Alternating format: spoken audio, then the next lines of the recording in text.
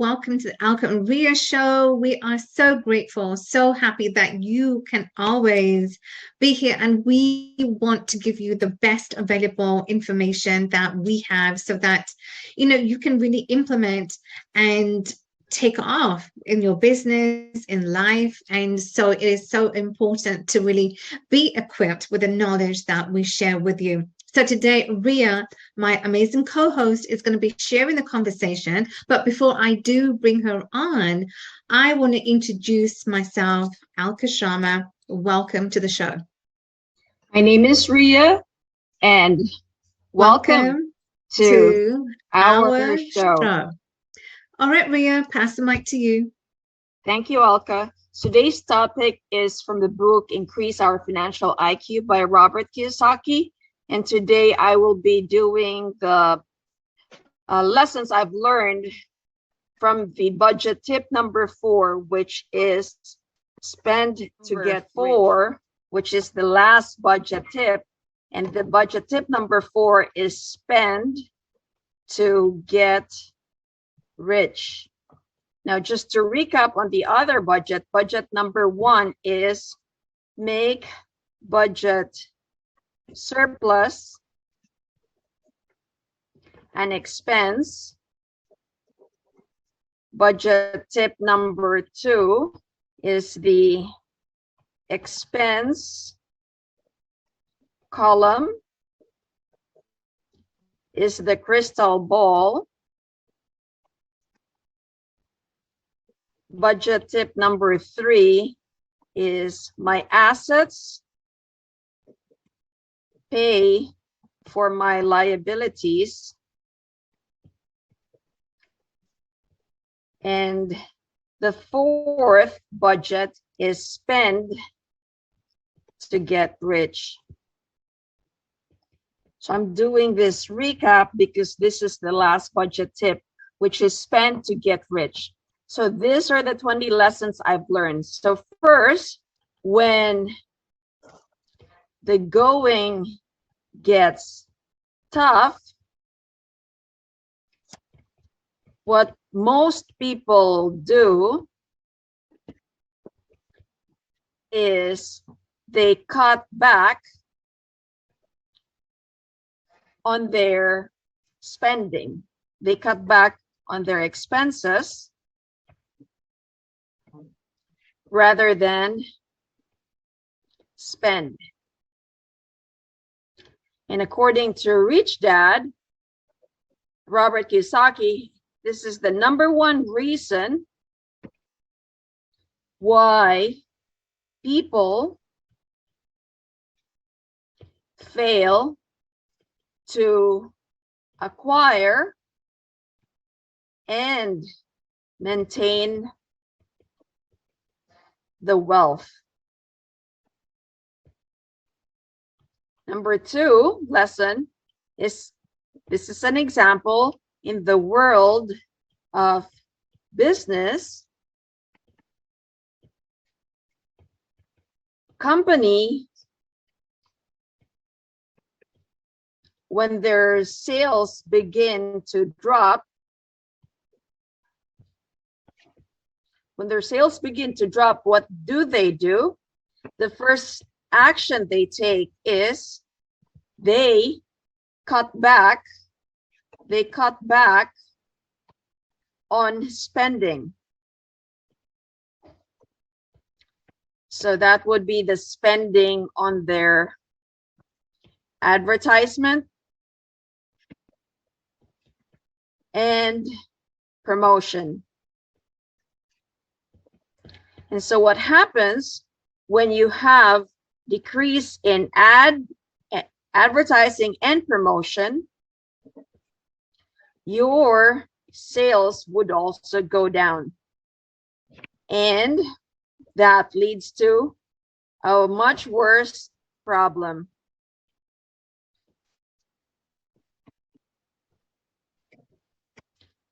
Number 2 lesson. The number 1 sign of high financial IQ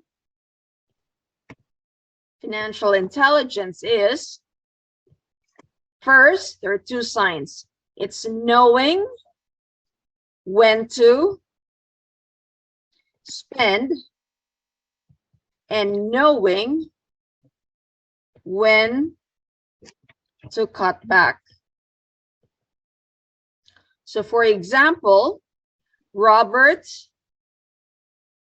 Kiyosaki and Kim Kiyosaki, they were in trouble financially when they started.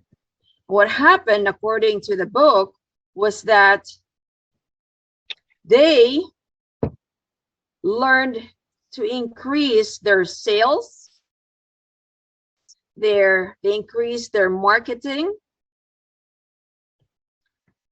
and they increased their promotion.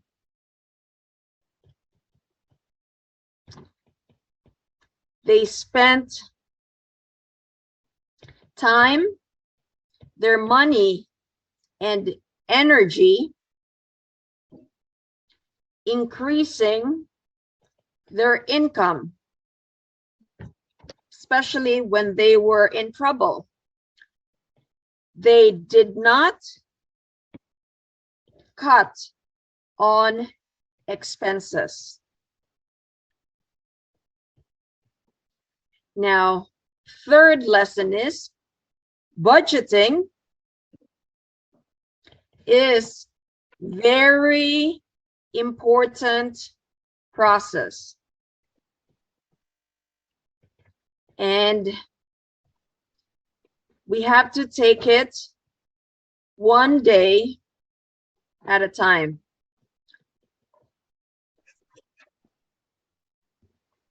Fourth lesson, Robert and Kim, so what they did, instead of fighting about money, what they did was they discussed and learned about money and about themselves. And this did not happen overnight. And that's why the book says when we budget, we have to learn about budget, and we have to take it one day at a time. Because just like what Robert and Kim did, was they, in the beginning, of course, they fight. And after a while learning about budgeting, instead of fighting, they discuss and learn about money and themselves. And it took them a while. So one day at a time is what they recommend. Fifth, a very important lesson that Rich Dad, the original Rich Dad, that he passed on to Robert, is that the financial problem, our financial problem, is a resource. And it's only a resource if we solve the problem and if we use it as a resource and opportunities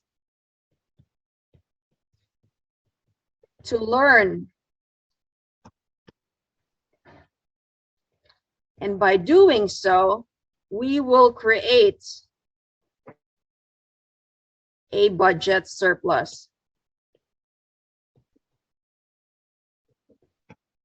So we have to use it as an opportunity to learn when we have financial problems. Seventh lesson, the lesson Rich Dad taught Robert about financial intelligence is really about him being resourceful.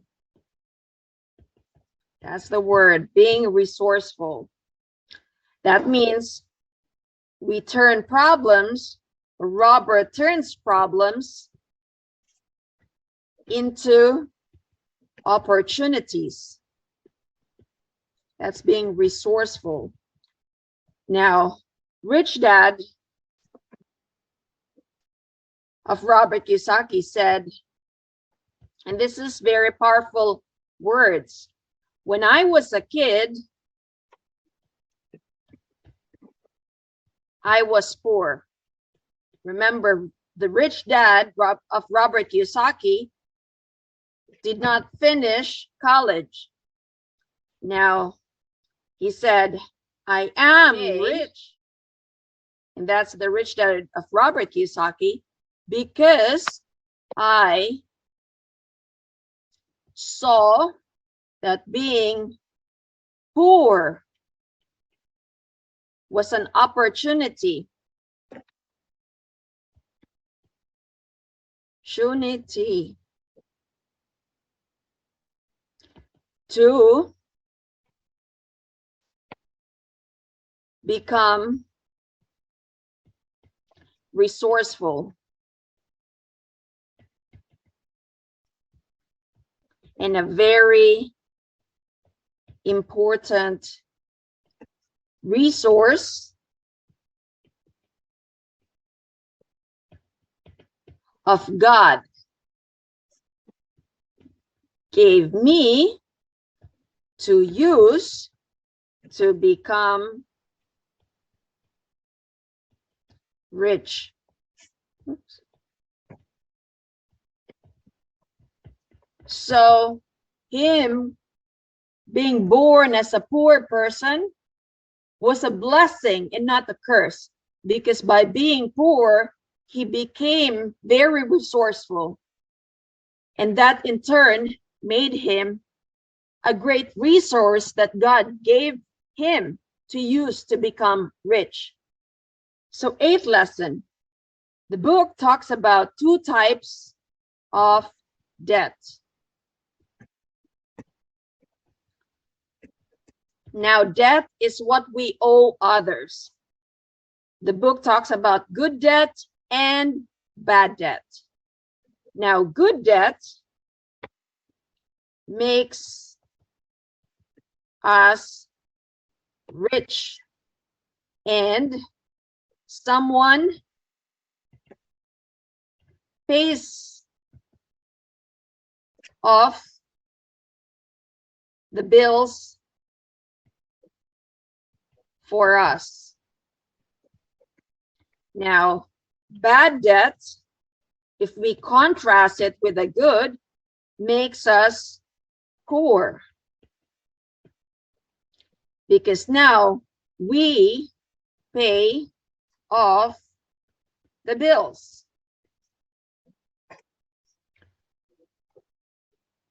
Now, what the book says is money is used to pay ourselves. We should use money to pay ourselves first. And what people do is the money makes them do goofy things. And goofy things are people, majority of the times, they buy luxury, big luxury homes. And when you have big luxury homes, you need to buy furnitures for your homes.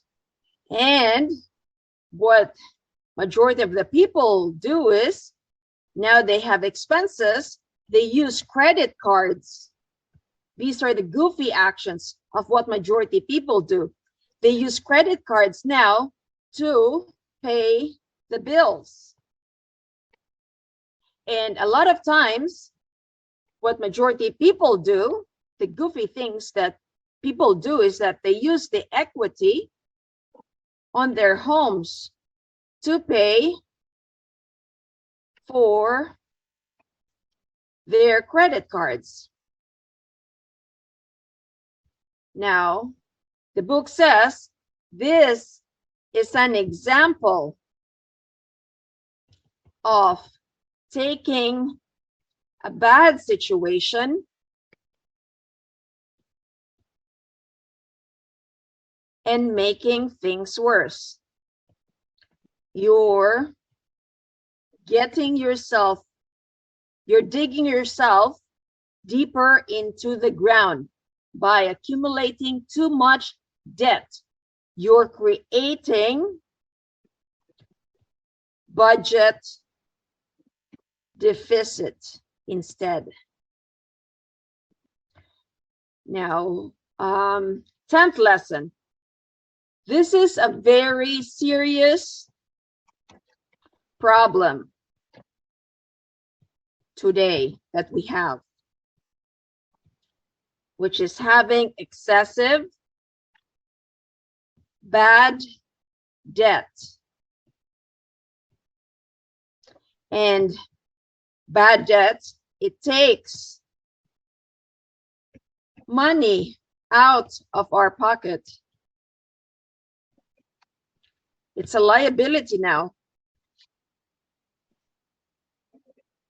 11th lesson. The number one way to become rich is to see that bad debt can be an opportunity.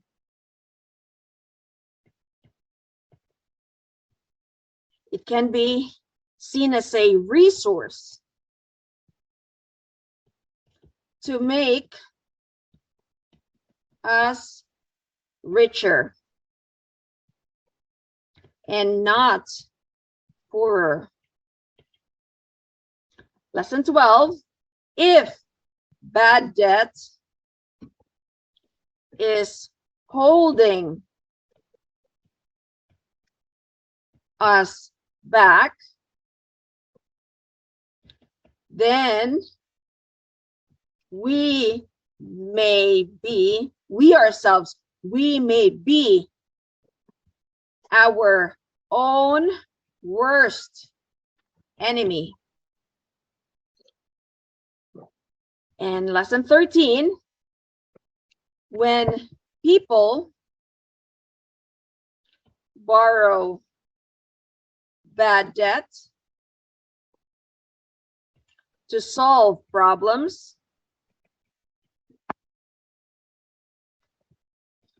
their problems get worse and they get bigger. Now, just like in the book, that example of the bad debt is this.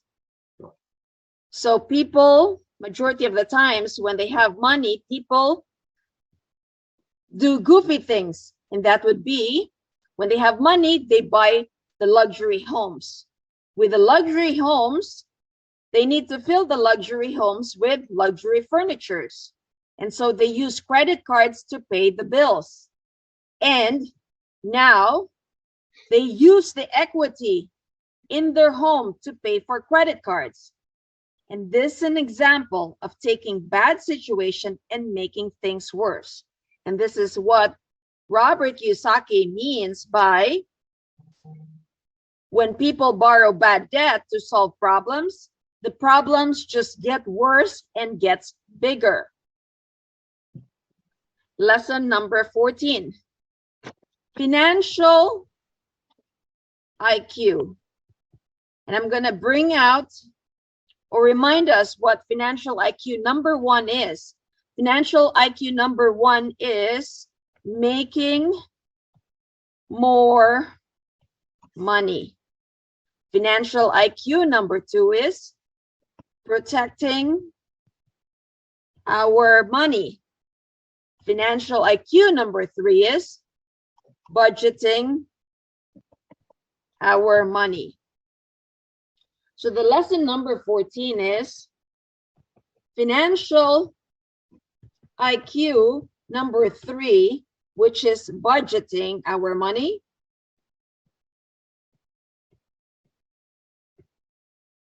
is like financial IQ number 1, which is make more money. The financial IQ number 3 and IQ number 1 is measured in percentage. So that means it's the percentage of the income that we put into the asset. So let me explain further. And this is lesson number 15. So for example, if taking 30% of our income is hard, and why do you say 30%? Because that 30% is split into 3. If you remember, we have saving, tithing, and investing. And this is 10% of saving, 10% of tithing, and 10% goes into investing. So if we take 30% of our income, and that is hard for us, then we should consider starting with 3%. So then that 3% would look like this: saving, tithing, investing. So tithe again is to give to others. So you'll have 1% goes into saving, 1% goes into tithing, and 1% goes to investing. So instead of taking 30% of our income, let's use 3% to make it easier for us.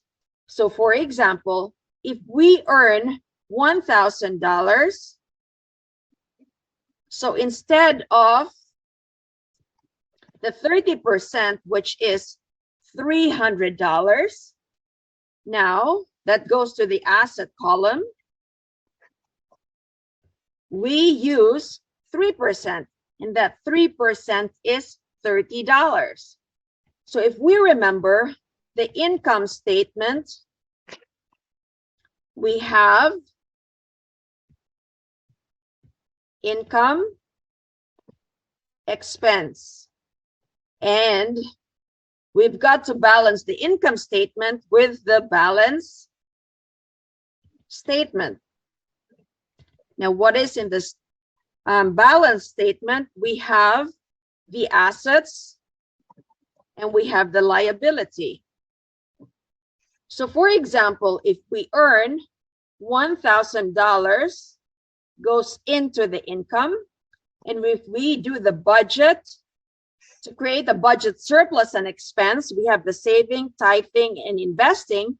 If we put in 3% of that, and that is $30, so we do that expense, to balance it, we put this $30 into the asset column as a saving, tithing, investing.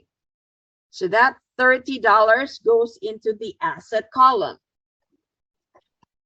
Now, lesson 16, if this 3% makes life harder, Robert Kiyosaki says that is good. That is good. A hard life is good if it makes us more, the word is resourceful. That makes us more resourceful. Lesson number 17. The higher percentage we direct to the asset column, the higher our financial IQ number 3 is. And financial IQ number 3 is budgeting our money. Lesson number 18. Robert and Kim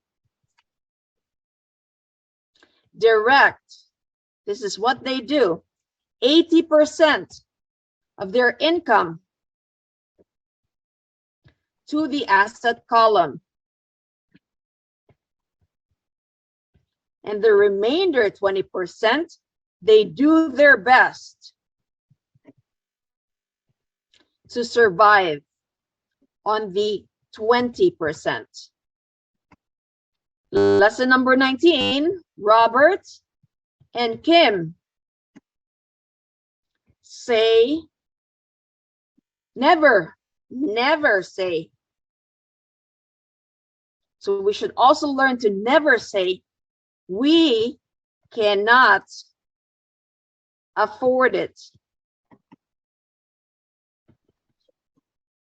Lesson 20, Robert and Kim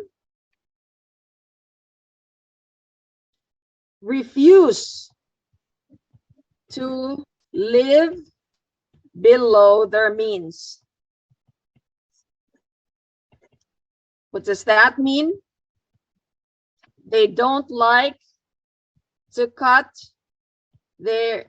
back on their expenses. So they become resourceful.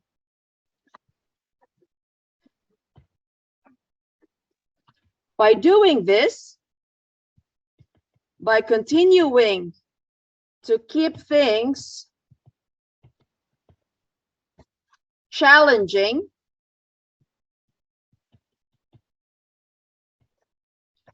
Robert and Kim become more resourceful. How can I afford it? How can I buy more assets? And therefore, when you become more resourceful, you create more abundant life. And you create that budget surplus.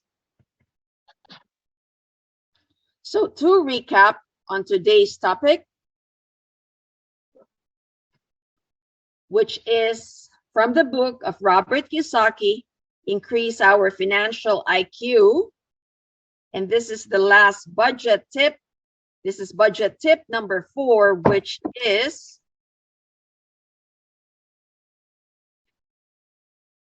spend to get rich. Budget tip number 4 is spend to get rich. Now to recap on the other budget tips, budget tip number 1 is creating budget surplus as an expense.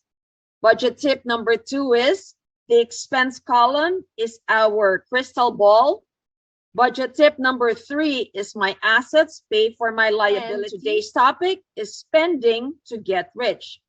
So the 20 lessons I learned from the book are as follows. First lesson, when going gets tough, what most people do is they cut back on their expenses rather than spend. And the number 1 reason why people fail to acquire and maintain wealth is because people cut back on expenses rather than spending. So let me give an example on this. That's lesson.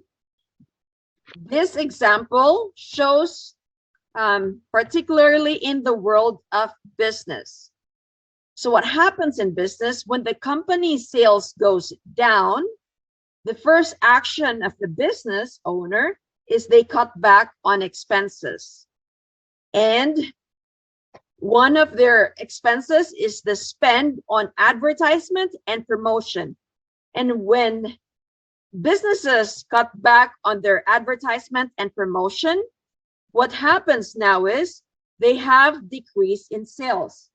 And so when you have decrease in sales, you have less revenue. And so the problems get worse. And that's what Robert Kiyosaki means, that a lot of times when people get stuff, they cut back on their expenses rather than spend. Now, lesson number 2. The number one sign of having a high financial IQ is 2 things. First, they know when to spend. And second, they know when to cut back. So for this example, Robert and Kim, they were financially in trouble in the beginning when they were not wealthy. And what they did was they focused their energy to increase their sales, to increase their marketing, to increase their promotion. And they spent their time, their money, and energy in increasing income. They do not cut back on expenses. All their energy, all they focus on was increasing their income. Lesson number 3, budgeting is a very important process, and we have to take it one day at a time. It's all about progression and not perfection. Lesson number 4, Robert and Kim, instead of fighting about money, what they did was they discussed and created about money, and they discussed and learned about themselves, especially during this hard time. And this did not happen overnight.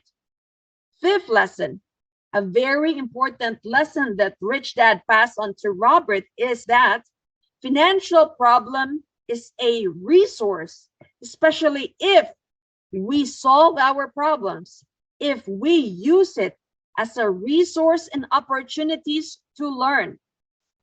This will create a budget surplus. Lesson number 7.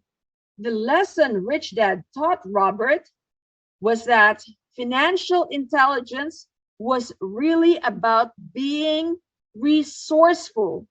This is the word, being resourceful, especially when you start out in the beginning, when things are hard.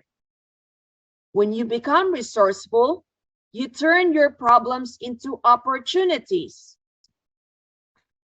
Rich Dad of Robert Kiyosaki said, "When I was a kid, I was poor. I am rich today because I saw being poor as an opportunity to become resourceful." And this, in turn, is a very important resource for God, who gave me to use it to become rich. So being poor, being born poor, was an opportunity, a blessing in disguise, because that made him very resourceful. And in turn, it made him very wealthy. 8th lesson, there are 2 types of debt. We have the bad debt and the good debt. Good debt makes us wealthy or rich. This means somebody else pays off our bills for us. Bad debt makes us poor because we pay for the expense, the bills, ourselves. Now, when we have money, we should pay ourselves first. But majority of the times, money makes people do goofy things. And goofy things means people start to buy with their money now to buy big homes, luxury homes. Now, when you have big homes, you need to furnish it with luxury furnitures. And what do people use? They use credit cards to pay the bills. And now, some people, they have to tap into their home equity to pay for those credit card bills, especially if you amass a lot of those bad debt. So this is an example of taking a bad situation and making things worse. These people are creating a budget deficit. Lesson number 10. It is a very serious problem today, and a very serious problem is creating excessive bad debt. Because why? It's taking money out of our own pocket. Lesson number 11. The number one way to become rich is to see bad debt as an opportunity, as a resource to make us richer and not poorer. Lesson number 12. If bad debt is holding us back, we ourselves may be our own worst enemy. Lesson number 13. When people borrow bad debt to solve problems, problems get worse. It gets bigger. Lesson number 14. Financial IQ. Let me just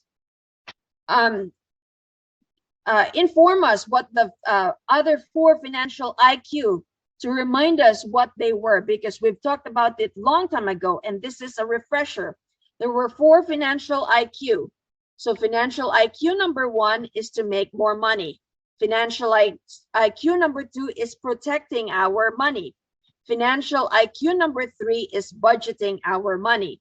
So in this particular topic of the book, financial IQ number 3, which is budgeting our money, is like financial IQ number 1, which is making more money, because they are measured in percentage.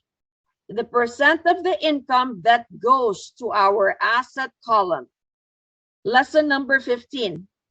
So if we plan to take 30% of our income, and that is hard. So why 30%? 30% is broken down into 3 things: saving, tithing, investing. We put 10% into saving, 10% into tithing, and 10% into investing.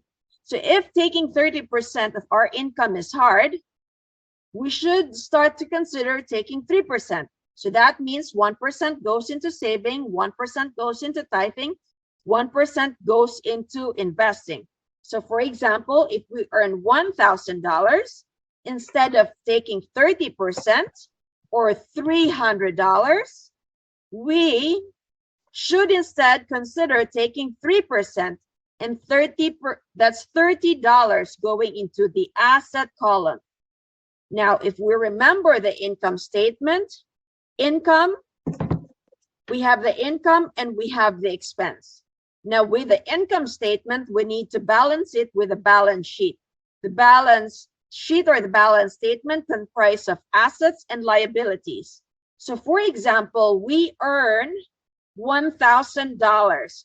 We take 3% of that as our budget to create the budget surplus. So we take 3% immediately. We pay ourselves 3% by putting it into the expense. So that's $30. So that when we do the balance sheet, that $30 goes into our assets. So this is the saving, the tithing, the investing. So we have that in our assets now. Lesson number 16. If this 3% makes life harder, that is good. A hard life is good. It is good, especially if it makes us resourceful. Lesson number 17. The higher percentage we direct to the asset column, the higher our financial IQ number 3 is, budgeting our money. We have more money going into saving. We have more money going into tithing. We have more money going into investing. Lesson number 18. Robert and Kim direct 80% of their income to the asset column. So that means 80% goes into savings, goes into tithing, and goes into investing. And the rest of it, which is the 20%, they do their best to survive. So this is now what they use for day-to-day expenses. Number 19, Robert and Kim never say, we cannot afford it. Robert and Kim would ask themselves, how can we afford it instead? How can we afford it? Lesson number 20. Robert and Kim refused to live below their means. They refused to live below their means. They refused to cut back on their expenses. Because why? They asked the question, how can we solve our problem, our money problem? How can we solve this big problem? It makes them more resourceful. By continuing to keep things challenging, Robert and Kim became more resourceful, and that created more abundant life and more budget surplus. So those are my lessons for today. Let me know in the comment section what your lessons are. So stay tuned for more Alka and Ria show. That was, wow.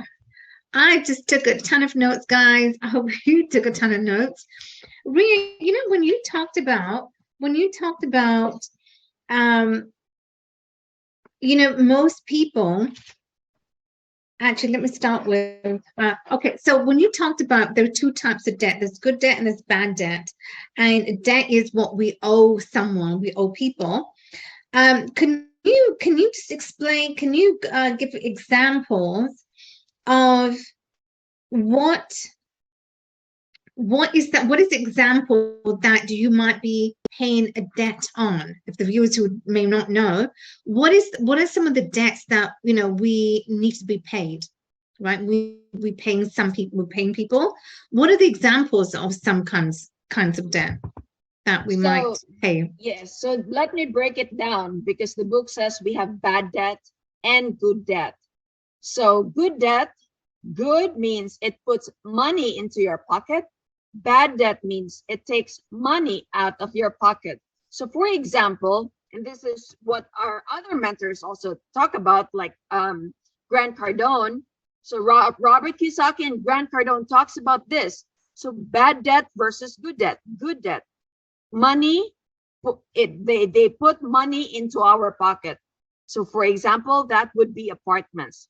Both Robert and Grant, they love apartments. In fact, they urge us to have apartments, to invest our money. Now, invest in ourselves first. So what that means is that by having apartments, they are good debt, because now your tenants are paying for your bills. They're paying for the expenses of those apartments. And they pay towards your mortgage, right? Yes, they pay towards your mortgage. They pay towards your taxes. They pay towards repairs. So then your debt is paid off by other people. Let's contrast that with bad debt. Bad debt now makes us poor. Why? Because it takes money out of our pocket. And that's why a lot of Grant Cardone is also famously known for, don't buy a house, but use that money to invest in yourselves. When you do that, you're able to invest that money. Instead of buying a home, you're able to use that money to buy investment properties. And he says to rent. He goes, don't buy a home, rent. That's correct. Rent first. Rent first before you buy a home. Because why?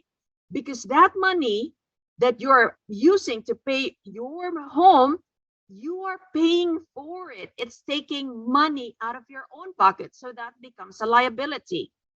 So good debt are assets where other people are paying down your expenses, your mortgage, whereas bad debt is taking money out of your own pocket.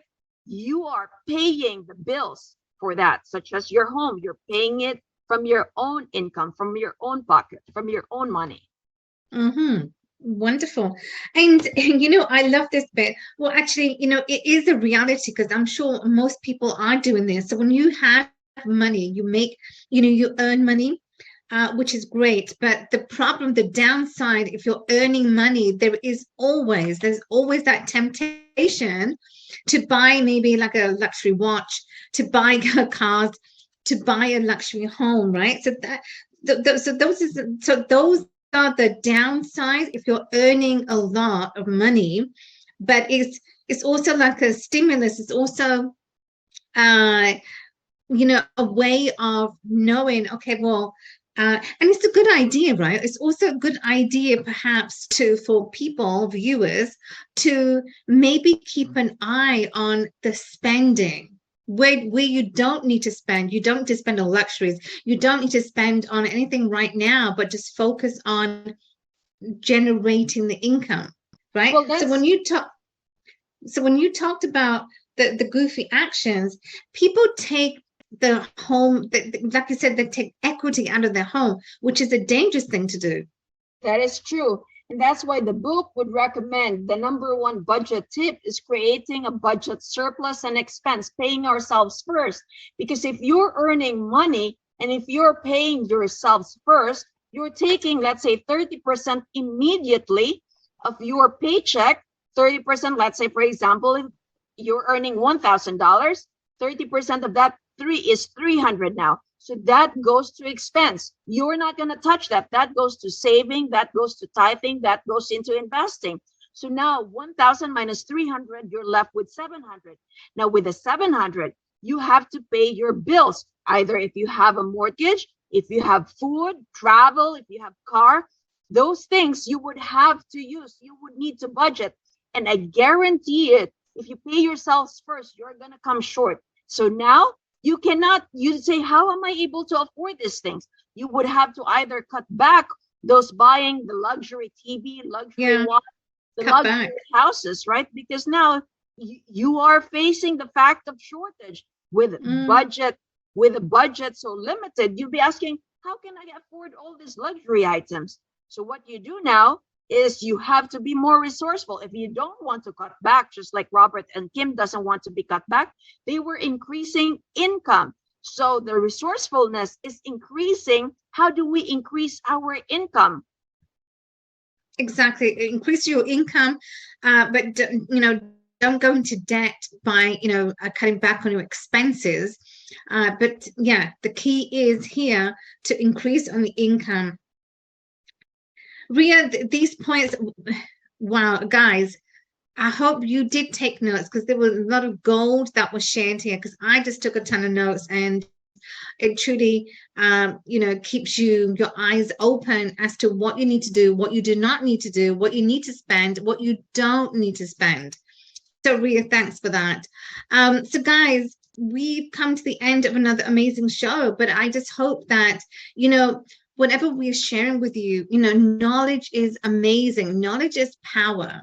But as I always like to say, knowledge without implementation is not worth you sort of listening to what knowledge we're sharing with you. So we need you to go out and implement. It's in the implementation is where you begin to see changes happen, is where you begin to learning and implement it is the best way to do. So with that, just go out and just implement what you've learned every day. So that's a challenge I ask of you, Ria. Thanks for that. And guys, so make every opportunity to always implement what you're learning every time. So in that way, it's fresh in your mind and, be amazing. So we will see you the same time tomorrow morning. At the meantime, have to make the rest of the day the best of the day.